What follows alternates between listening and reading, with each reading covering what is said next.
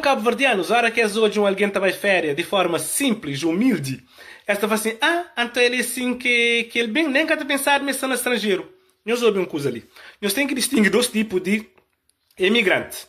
Um, que é alguém que sempre teve vida boa, alguém que sempre foi preparado para sucesso. Então ele caminha se vai férias para mostrar roupa, sapato. Ele também vestido com seu camisola normal, com seu calção, com seu chinelo. Ele está andando com o pé praticamente todo lugar. E bem para hoje, para visitar sua terra, para hoje a família, amigos, ou que hoje mesmo tem dificuldade, ele está pegando uma quantia, ele está nas dentes mesmo.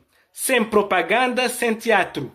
É alguém que tem educação e que mesmo tem que esse tipo de comportamento lá ridículo. Por outro lado, tem aquele outro tipo de imigrante, que é aquele imigrante que nunca foi preparado para ter sucesso, que nunca antes teve uma vida boa. E a hora que emigra, ele está se falando com tudo.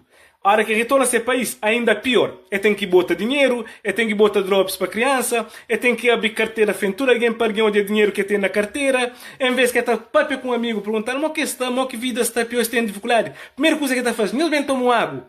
Bar aberto para tudo alguém. Ele está tendo carro ou moto parado, ele está acelerado para tudo alguém onde ele está lá.